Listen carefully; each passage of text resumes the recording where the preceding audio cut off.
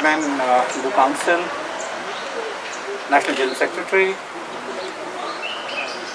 office bearers, members, yoga gurus who have joined us today here, who are watching us live, yoga enthusiasts who have been waiting for this day. Namaste to all of you. As Kamalji mentioned, this started with the initiative of Prime Minister Narendra Modi, and in 2014 all we had was articulation of his vision that there should be a day dedicated to yoga internationally.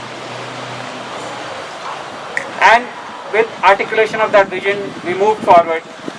Today we are celebrating the 6th International Day of Yoga, and it has snowballed from there to a movement. It has grown from being a matter of curious interest for few people to a matter of an integral part of their lifestyles of millions of people across the world. Such is the appeal, such is the popularity. I couldn't believe until I started preparing for this year's Yoga Day in the High Commission that in Kenya there will be so many yoga enthusiasts, there will be so many people who would already be familiar with basic yoga postures, there will be very many who would be doing advanced yoga postures. So that's the appeal, that's the commonality, and that's the commonality between India and Kenya also. However, we are celebrating this International Day in the context of COVID-19 crisis. This is a very different context. We've never experienced this in our memory. We are grappling with it. It has created anxiety. It has created fear. It has created loneliness because of the social distancing. It has created anxiety because of the fear of loss of economic opportunities. It has created fear about one's own health, and it has created fear and anxiety about the health of our near and dear ones, our loved ones. So, in this context, we are doing yoga, but in this context itself, yoga is far more relevant than our normal days. As I would like to quote Mr. B.K.S. Iyengar, who was one of the big gurus of yoga. He said that yoga is an ancient science, but a perfect science. It teaches us to evolve with evolution of humanity. It gives us tools to cope up with the evolution. And this COVID has brought a moment in evolution of human history where we need to cope up. As humanity, we need to cope up with this situation. And as I mentioned yesterday, when we were celebrating Yoga Day in High Commission, that yoga is not work out, it's work in. We have to work in because we have hardly any control about the situation outside. We didn't know about COVID. We still can't control COVID. I mean, COVID is on increase. Governments are working, doctors and nurses are working. But what we can do is work in to prime our immunity, both physical and mental, to be better able to deal with the situation. And that's what yoga enables us to do. This time has given opportunity for all kinds of yogis and all kinds of yoga. Those who want to pursue Gyan Yoga have enough time to read, to reflect.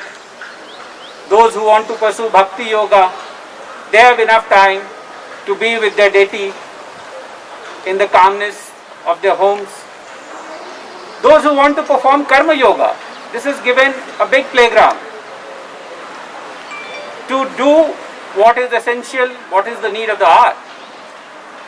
And I would like to mention Hindu Council of Kenya, which has risen to the occasion and demonstrated a perfect example of Karma Yoga by reaching out to the vulnerable and poor of this country, across the country, every nook and corner of the country, in order to help them with essential food items, with masks, with sanitizers, bringing them at a level where they can cope up much better than otherwise they would.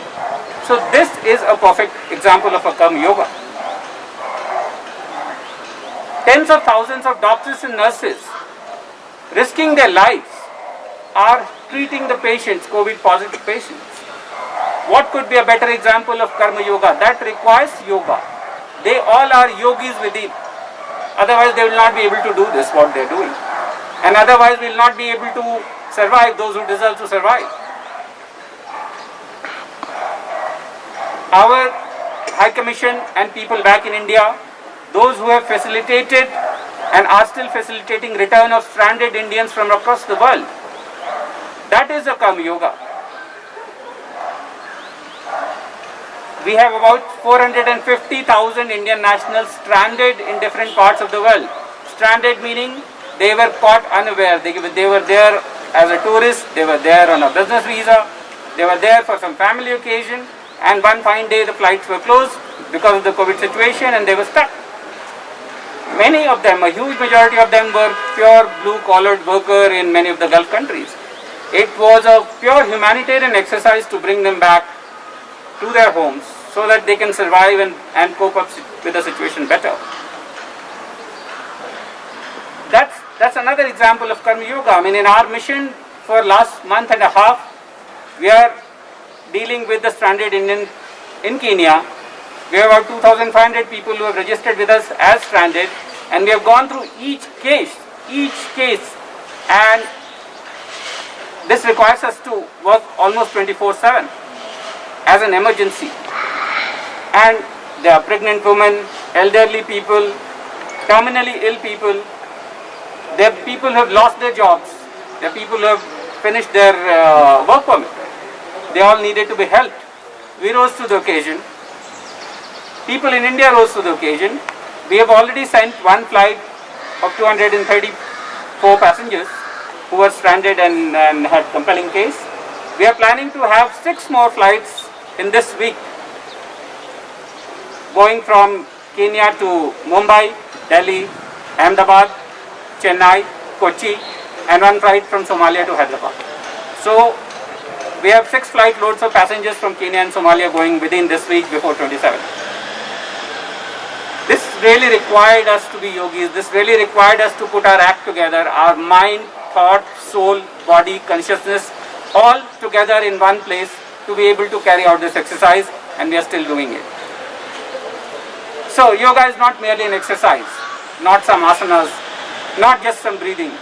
Yoga is your action, your selfless action, which I said in these examples, Hindu Council, I mean almost everyone, whosoever is doing.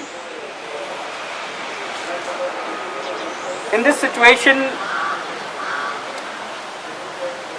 I'm delighted that even within this situation, we did not give up. We did not give up celebration of this day, which we got with a lot of difficulty with Prime Minister Modi's vision, but then which got India a support of 175 nations to co-sponsor the resolution which constituted this day.